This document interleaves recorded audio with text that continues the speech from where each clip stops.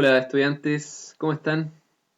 Espero que se encuentren muy bien en sus casas. Con este video damos inicio al ciclo de clases virtuales que vamos a tener al menos por todo mayo, ya esperando que todo vuelva a la normalidad. La idea de esto es mantener el vínculo, mantener el hilo conductor que estábamos teniendo respecto al contenido que alcanzamos a ver en las clases presenciales, que es el género narrativo. Hoy día vamos a ver el mito y sus características principales. El mito es un tipo de relato, ¿ya? Es un tipo de relato muy importante porque, además de contar una historia, nos da indicios de cómo pensaban, cómo actuaban o las creencias de nuestros antepasados. Eso es muy importante conocer nuestra historia, de dónde vienen nuestras creencias actuales. De eso nos sirve el mito. ¿Ok? Bueno, ¿qué es el mito o qué son los mitos? Son relatos de la tradición oral de una comunidad. Esto es importante, tradición oral, es decir, que va pasando de boca en boca. Por ejemplo, la abuela de una comunidad le cuenta una historia a sus hijos o a sus nietos, ¿ya? Esos niños crecen, se transforman en adultos y les cuentan la misma historia a sus propios hijos. Y así una historia va pasando de generación en generación hasta transformarse en un mito. ¿Ok? Estos relatos buscan responder diversas preguntas esenciales para el ser humano. Son preguntas que la humanidad se ha hecho desde el inicio de la historia. ¿Ya? ¿Qué preguntas? Por ejemplo, ¿cuál es el origen del mundo? ¿Ya? ¿Cuál es el origen de los seres humanos? Son preguntas que la humanidad se ha hecho desde tiempos inmemoriales. Por ejemplo, explicación a los fenómenos de la naturaleza. Por ejemplo, imagínense ustedes están en una tribu, ¿cierto? Hace miles de años atrás, y de repente ocurre un terremoto, ¿ya? ¿Qué explicación le van a dar a eso? O sea, ¿qué acaba de pasar? Ahora, hoy en día, ¿cierto? Nosotros sabemos que los terremotos se producen por la fricción entre las placas tectónicas, ¿cierto? Pero hace miles de años atrás, ¿qué explicación le iba a encontrar la gente? Y así se creaba un mito. Ah, este debe haber sido un gigante que pisó, ¿cierto? O debe haber un dios del sonido o del ruido que provocó esto, etc. Así es como se van creando los mitos, ya lo vamos a ver un poco más adelante. O también explicación a la vida y la muerte. Por ejemplo, lo mismo, cuando alguna persona de la comunidad moría, ¿qué explicación le iban a dar? Nadie sabía sobre enfermedades, nadie sabía, por ejemplo, que llegando a cierta edad empiezan a fallar los órganos, etc. ¿Ya? Por lo tanto, los mitos tienen un asidero, se crean a partir de creencias, de cosas que pasan que para gente no tiene explicación, por lo tanto crean un mito para darle una explicación lógica para ellos. ¿Ok? ¿Cuál es el contexto de creación de un mito?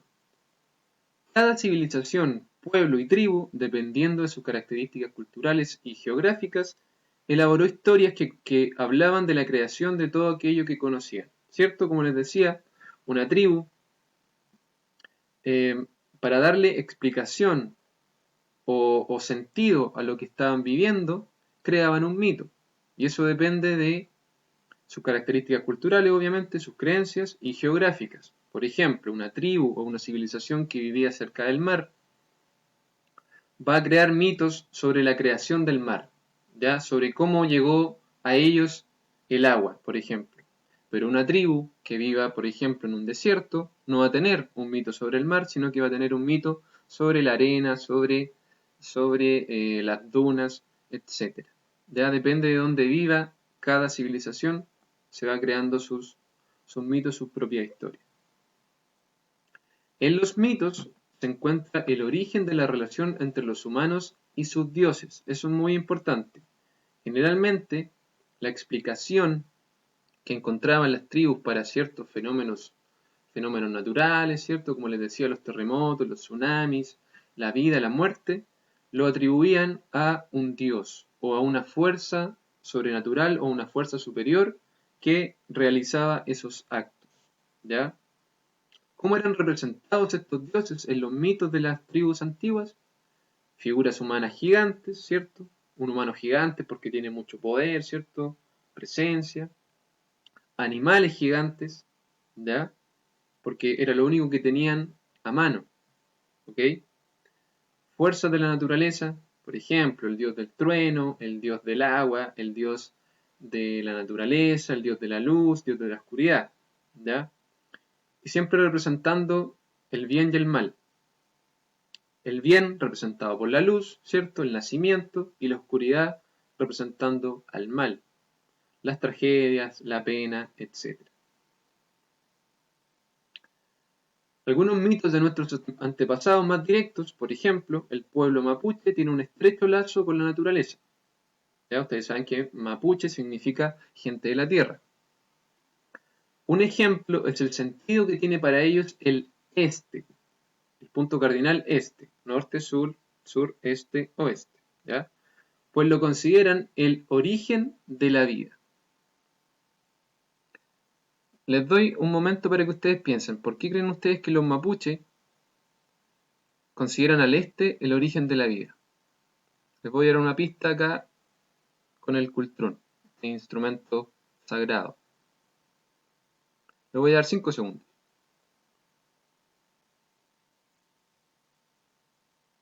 Listo. ¿Por qué los mapuches consideran el este el origen de la vida? Ya que desde este punto cardinal sale el sol cada mañana. ¿Ya? ¿Por qué? Como les decía, las tribus consideraban a la luz, ¿ya? El origen de la vida. ¿Por qué? Porque la luz, con la salida del sol, por ejemplo, comienza el día. Todos se levantan, comienzan a ser productivos, etc. La luz del sol además hace germinar las plantas, ¿ya? Por lo tanto, la luz siempre se la considera como el inicio de la vida, el inicio del día, el inicio de cada mañana. Otro mito de nuestros antepasados, por ejemplo, los Kawashkar, también conocidos como Alacalufes, decían que el cielo era una especie de paraíso, donde el clima y la vida son distintos, pero muy pocos lo pueden llegar a conocer. ¿Les parece conocido eso? Hay algunas religiones actuales que toman como tienen similitud, digo, con esto, ¿cierto? De llegar al cielo y que el cielo es un paraíso. Ya esto también lo tenían como creencia nuestros antepasados, los Kawashkar. Y también el mito de Artakersis, que es un dios bueno, que le brindaba comida a través del mar. Esa fue la explicación que le dieron a cuando los alimentos y herramientas de un barco naufragado llegaban a sus costas. ¿Por qué? Imagínense nuevamente que son parte de una tribu. De repente, a través del mar les llegan alimentos y herramientas, de la nada, sin usted hacer ningún esfuerzo. ¿Qué explicación le van a dar a eso? ¿Ya? La explicación lógica que nosotros le podemos dar es que a algunos kilómetros dentro del mar naufragó un barco, ¿cierto? Y la comida y la corriente del agua trajo los alimentos y las herramientas hasta acá. Pero no, siendo parte de una tribu, hace miles de años, lo atribuyo directamente a la acción de un dios bueno en este caso. ¿Por qué? Porque les da comida a través del mar. ¿Ya? Así es como nacen los mitos, para que ustedes sepan. De alguna cosa que para ellos no tiene explicación, intentan darle una explicación lógica. Para ellos lógica. ¿Qué es lo más lógico? Que una fuerza sobrenatural actúe sobre nosotros de forma benevolente o de forma para hacernos daño. Ahí está la dicotomía entre la luz y la oscuridad también. Pueden ver una foto también de los Kawashkar. Dicho todo esto, chiquillos, vamos a hacer una actividad. La actividad de la página 135.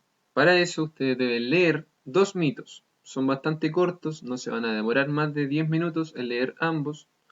La página 130 a la 132 van a leer Wanglen la estrella, que es un mito mapuche. Y en la página 133 a la 134, la mujer luna, la mujer sol, que es un mito Kaweshkar. Si recuerdan, ese mito lo leímos en clases, ¿ya? Pero esta vez lo vamos a trabajar a la par con Wanglen la estrella. Las preguntas ustedes se van a dar cuenta que van a tener que comparar personajes principales, su motivación, etc. Ahí se van a dar cuenta. Luego de eso, responder las preguntas de la página 135.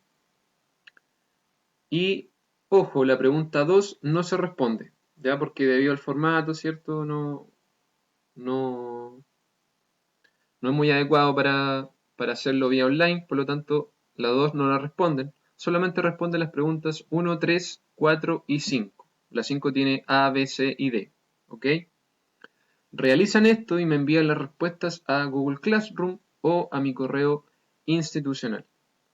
Bien, chiquillos, cualquier duda o consulta, ustedes saben que me la pueden hacer a través de WhatsApp o a través de mi correo institucional. Bien, espero que les haya quedado claro. Me despido y nos vemos la otra semana. Chao.